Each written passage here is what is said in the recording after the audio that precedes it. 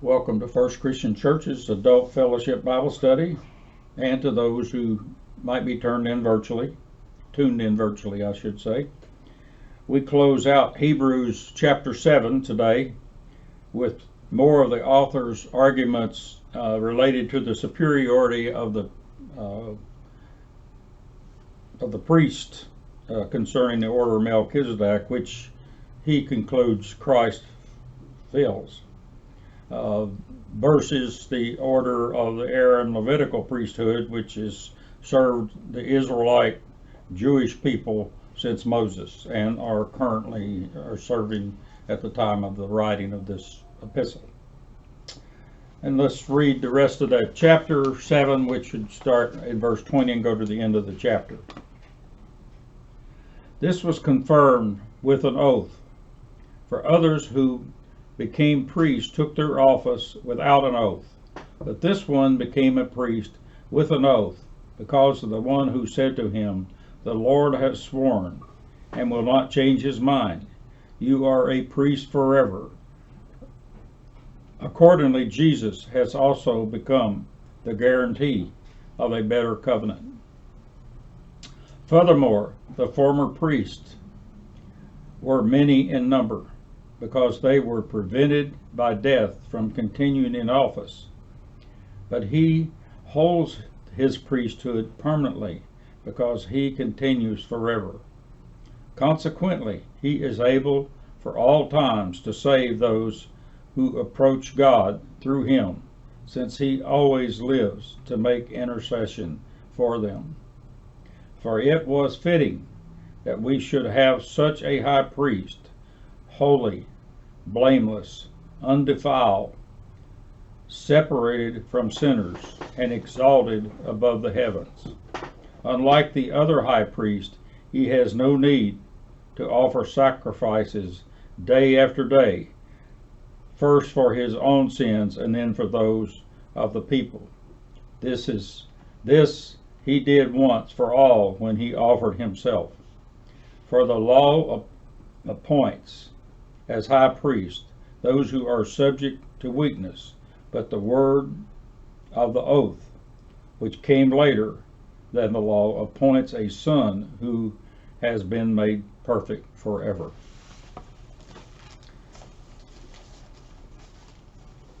Dr. Fred Craddock says that as we look at these final verses here, that he is basically presenting his argument along the line of 3 points concerning the superiority of Christ's priesthood over the Aaron Levitical line, the permanency of Christ is 1 point, the perfection of Christ is a 2nd point, and that God took an oath in appointing him as the 3rd. The final argument here starts with and seems to be centered on the idea that God took an oath in confirming both the promise made to Abraham and in confirming the priesthood of the Son, that is Christ, in the order of Melchizedek. And that's based on, as we've said several times in the last 2 or 3 weeks, on his interpretation, that is the author's interpretation, or a school of thought of interpretation at the time concerning Psalms 110 verse 4. Thus God is the guarantor of both. In contrast, no such oath is involved in either the law of Moses, which is concerning the Old Covenant, and the Aaron Levitical priesthood. Simply stated, taught Dr. Fred Craddock, the priesthood involving an oath is superior to one without an oath. That's the bottom line. It is the presence of that oath which differentiates Christ's eternal priesthood from the Levitical priesthood, teaches Dr. Harold Attridge at Yale. In this, Hebrews author is also linking not only the superiority of Christ's priesthood, but the new covenant. Says Dr. Donald Hagner at Fuller Theological Seminary, as I should say, as do several others. This double assurance makes for a better guarantee to the humans, which is an important concept. That is, that Christ and the new covenant are better than the old Mosaic law and the old covenant, because God took an oath establishing this new covenant and Christ's priesthood. Dr. Craddock says this covenant issue is not as obvious or even expected as you're reading Hebrews chapter 7 in the Greek. He says the covenant concept really comes up fast on you. The first time the Greek word normally translated as covenant gets used in Hebrews is here in verse 22. It will appear later also. The author in the Greek has instead used earlier a word that's normally translated better hope. And we saw that even earlier here in the reading today, had we been reading in the Greek. Or translated as promise, which are often translated as covenant when we read it though in English. So we may have seen the word 2 or 3 times already, but that's because a different word, one that's normally translated as promise or hope, being translated in our English translations as covenant. However, scholars say the author is clearly referring to the same idea as a covenant when he says hope or promise. Why so late in using the specific word that would be translated covenant? There's lots of speculation by scholars, but I saw nothing there that convinces me. It's just they fill in up paper sometimes. That scholars get in that routine. Regardless, Craddock says we should not lose this idea that it is all referring to a relationship that's dependent upon God and a believing community. Craddock also points out that the Greek word translated as guarantee, or it might be translated in other translations as surety, in verse 22 is quite different from the one meaning mediator, which is employed elsewhere in Hebrews. One who is a surety guarantees the work or the commitment of another, while a mediator helps negotiate a solution. Thus the idea here in verse 22, Craddock says, is that Christ as high priest is offering himself as the guarantor for other humans. These verses 20 through 25 are really the concluding arguments in in chapter 7. Several scholars make the point that it is critical for us to understand that this Hebrew author assumes his audience knows and accepts that this is God speaking in Psalms 110 verse 4, for which all of Hebrews is essentially based. Moreover, he says it is God who is speaking in all of Scripture is an implied understanding, although not directly said. Here God spoke to Christ. In other words, the idea is God in Psalms 110 is speaking to the Christ figure. Thus God is the guarantor for both the promise made to Abraham earlier and to that promise that's made to Christ, who is identified as his son here in Psalms 110 verse 4. The permanence of Christ's priesthood is contrasted with the lack of permanency of Levitical priesthood, is the next point, and also the fact that the law that they imposed, the Mosaic law, is temporary. It is human death that prevents the Levites from remaining in office eternally. But Christ resolves that issue. The Christ idea, it resolves that issue. God has installed him, that is Christ, there eternally. So he is ever ready to intercede with God for his followers. Thus we see in verse 23 the many priests versus one Christ argument, says Dr. Attridge at Yale. The Levites had to serve in succession, and new ones replaced old ones as they died off. Yet Christ remains forever, the same word being used, translated back there under Melchizedek as eternal.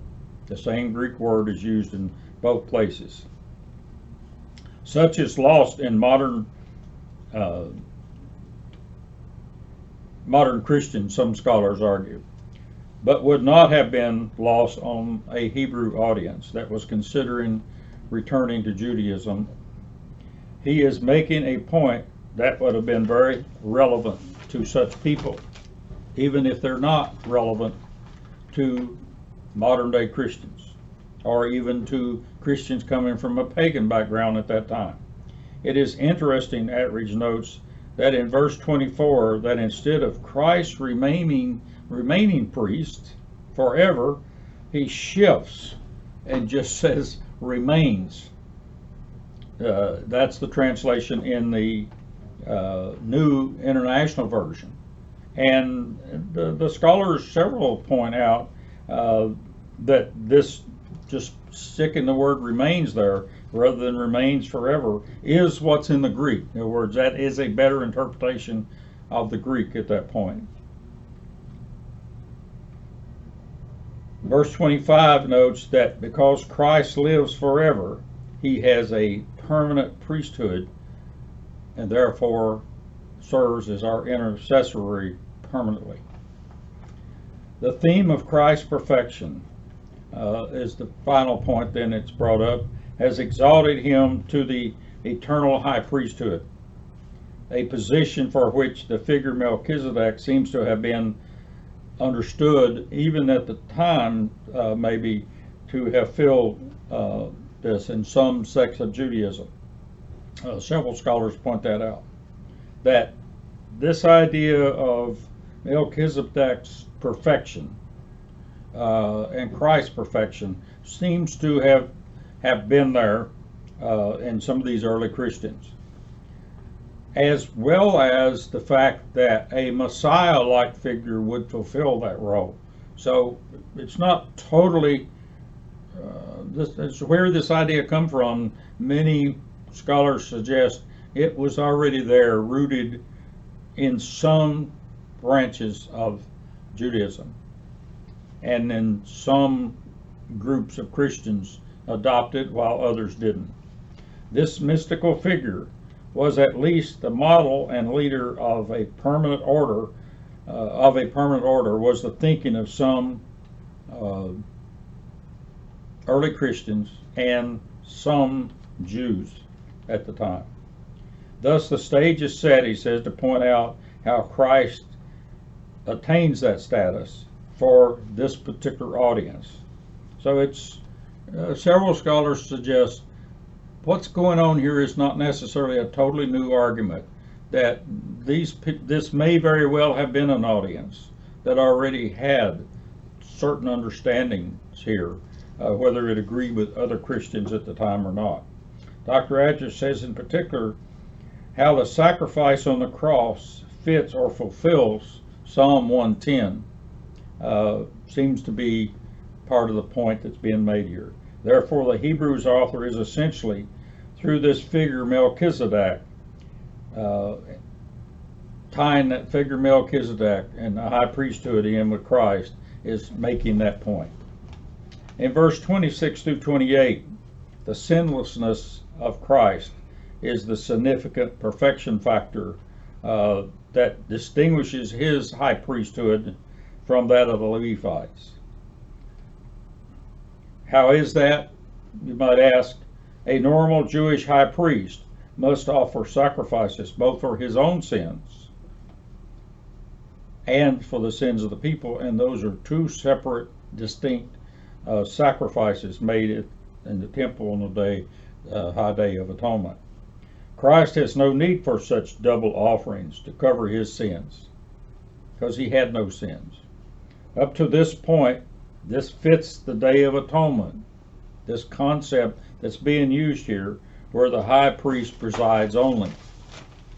However, suddenly in this text we see the introduction of these words, he must do this daily, referring to the priest or high priest, as they sin daily.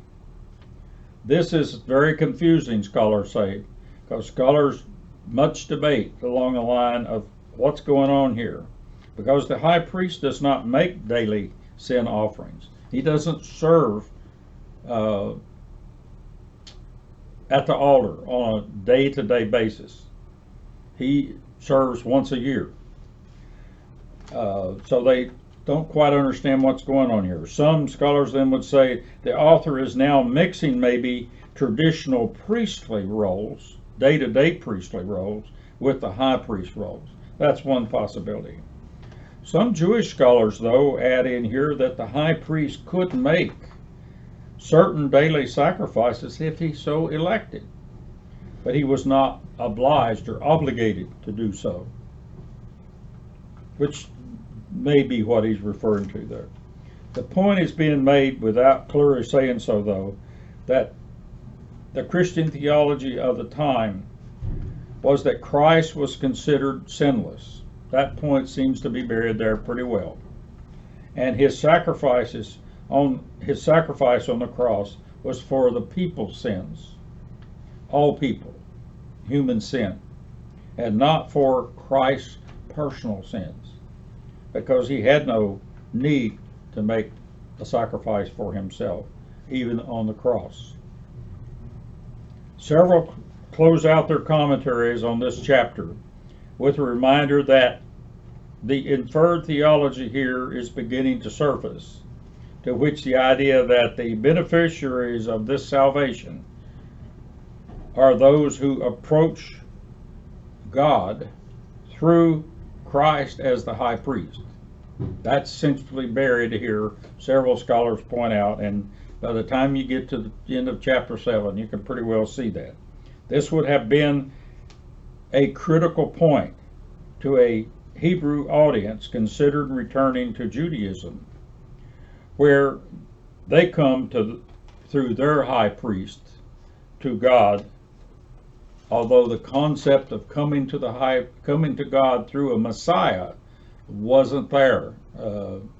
So this Hebrews is in part of what's happening here is they're adding the Messiah into the high priest concept as the route to approach God. We'll see more of that as we get into the next few chapters of Hebrews. Hope you have a good week, and hope this has been of some help to you. Thank you.